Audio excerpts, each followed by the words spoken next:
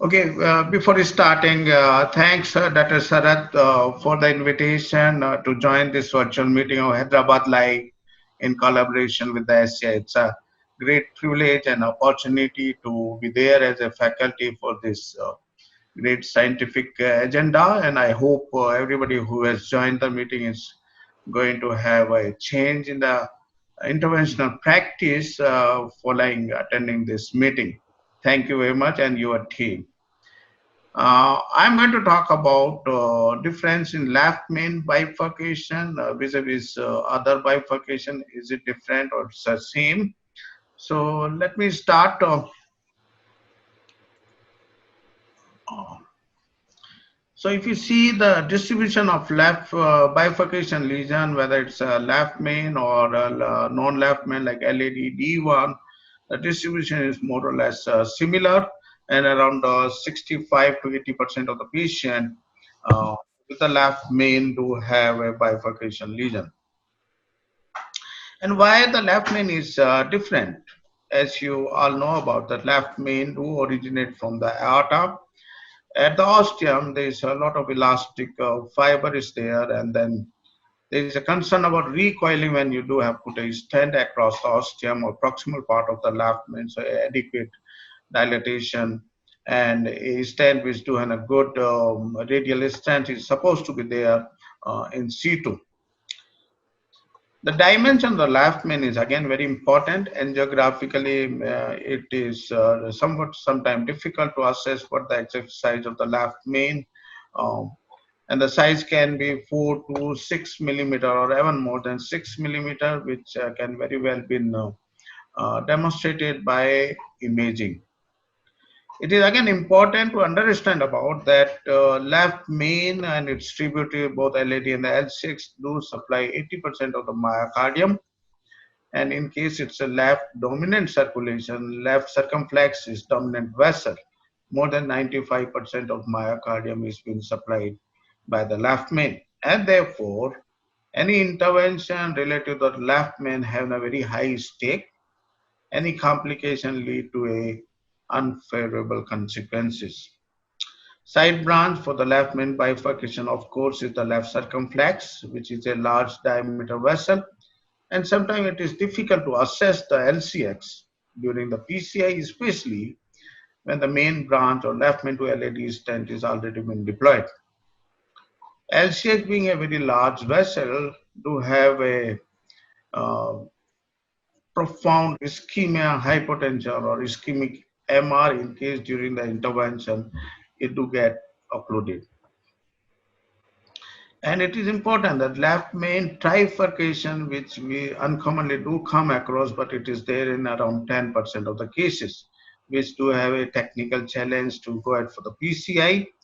Calcification on the left main is again very frequent because it's been associated with the high syntax score and diffuse disease elsewhere as well. One more thing which is important about the left main bifurcation is its angle, and most of the time it is the T-shaped bifurcation instead of Y-shaped. And it is found that various bifurcation stent strategy has unfavorable result when it's a T stenting or T-shaped bifurcation lesion is there compared to Y-shape. It's also important that there should be a complete revascularization for like the PCI of the left main, and any residual syntax score, which is more than 8, has an adverse long-term outcome. Regarding the PCI, few of the aspects is already been covered by Dr. Sahu. It's appropriate size of the guide is required. Usually for the bifurcation, when two stent is stretched is there, it's preferable to have a 7F at least, and sometimes 8F is also required for those who do have a um, trifurcation lesion. Appropriate visualization is required for the side branch ostial assessment, which can be in the spider, RA caudal or RA cranial epicranial view to look for. And then you have to have compliance of the coronary bifurcation law, that is, see, two-thirds of the diameter of the LAD and L6 is usually the diameter of the left main, but then any any left main bifurcation PCI, it's preferable to have an exact idea about the sizing of all the three left main LED LCX and the confluence or the bifurcation by the imaging, and then you can appropriately size the stand or balloon dilatation. It is important to go ahead for provisional strategy whenever feasible for the left main bifurcation, and then two wire of course is required initially whenever you do start with the left main bifurcation PCI. Side branch stenting whenever needed, that's for the left circumflex, and most of the time, in case it's a true bifurcation, one can go with various strategy, can put a stand across the side branch LCX first, followed by left main to LED, or vice versa. But it depends on in case there is a assessed problem for the left circumflex, then it's preferable to go ahead with the stenting on the LCX first, followed by left main to the LED. It is a largest coronary bifurcation in the coronary tree, which do a certain advantage, like you can very well push a stent across the left main, and even a dedicated bifurcation stent can be easily deployed. Left main ostial coverage is technically one has to be very careful, because in case you are going to push the guide catheter across the ostium, there is a risk of stent deformation and also the longitudinal stent compression.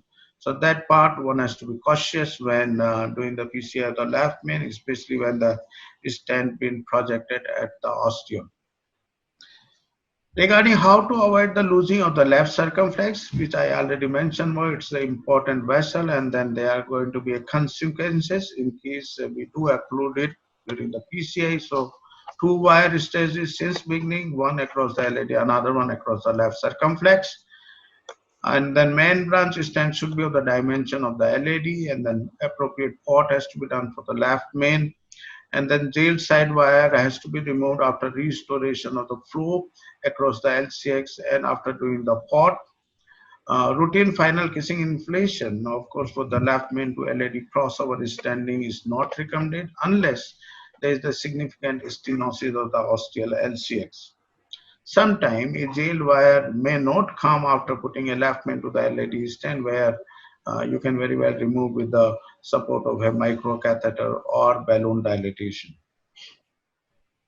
This is what I was talking about, the left main bifurcation angle T versus Y type. Mostly it's a T type of bifurcation lesion is there. And then it has been found in one of the studies that those who do an angle of more than 70 degree has the increased mortality and adverse outcome because of the high shear stress, increased platelet activation, and increased neointimal hyperplasia. And there is also likelihood that one do have a suboptimal stent position when the angle is more than 70 degree, or it's a T type of bifurcation. Hence, the preferred strategy for the T-type bifurcation is the T or tab technique, while the culotte and the crush is not the good choice for them. Recently, DK crush studies, various series of DK crush has been published from China by the author Xiaoling Chen, a good friend of mine, which has shown that DK crush is associated with a lower maze compared to culotte stenting when the angle is more than 70 degree, or it's a T type of stenting, T type of bifurcation lesion is there. So that's the advantage, but then it's a single center experience, and then operator experience, and more number of patients, and the center can be enrolled in the future to look for what the result of DK crush compared to other type of testing. So regarding the side branch stenting, that's the left circumflex after doing a provisional single stent technique. When should we go ahead for the left circumflex stenting? One should also note it down that the proximal LCX, the ostial LCX, has an inherent high risk to coronary stenosis. Whenever there is a TME less than TME3 flow, or the lesion is more than 5 millimeter across the ostium of the LCX, that is the indication, or the FFR, which is less than say point 0.8 following the left main to the LED stenting, is the one where there is need to go ahead for the LCX stenting as well. Regarding the trifurcation lesion, as you all know about, technically very challenging, and then sometimes you have to use the say 8F guide or maybe two guide, one from the two guide, say one for the LED LCX and another one for say Ramus in between. Uh, and then you are supposed to adjust the triple balloon to have a triple kissing. So that has been tried by a few of the operators successfully, but then this is also the way to go ahead. Sometimes the ramus branch is so significant that one cannot afford to lose it, and then there is a need to have a triple kissing or triple stenting. Role of imaging at as Dr. Keith is going to talk about on the imaging for the left main. Let me briefly comment about OCT or IVUS is important to assess the stent malposition under expansion. IVUS do have an advantage over the OCT in the large caliber left main. A technical inadequacy of PCA can result in stent thrombosis and restenosis, which do have a catastrophic outcome. FFR, of course, is useful to assess the significance of ostial LCX lesion when the left main to LED stenting has been done. So FFR for the left main bifurcation is mainly been of use to have an idea about whether there is need for the ostial left circumflex stenting or not.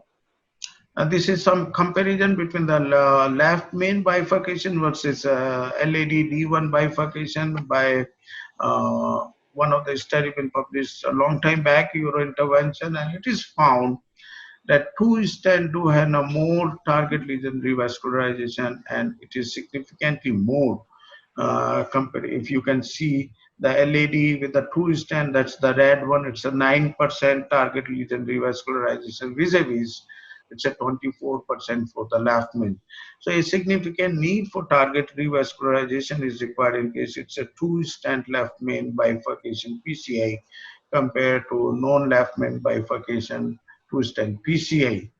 Regarding the main branch versus side branch, the side branch do have a very high risk of instant restenosis compared to the main branch, and the main branch result is, if you see this particular bar diagram, is more or less equal whether it's an LED or left main to LED. So note it down that left main to LED single stent provisional stenting has now favorable outcome, while a two stent where you have put a stent across the L6 as well has now unfavorable outcome in terms of say instant restenosis, and it is the ostium, the LCX, which is commonly been involved. So this is about the DK crush, various study, DK crush 2, DK crush 5. The 2 is the one where it is found that DK crush is very much helpful and has the favorable outcome compared to provisional stenting in a non-left main coronary bifurcation lesion.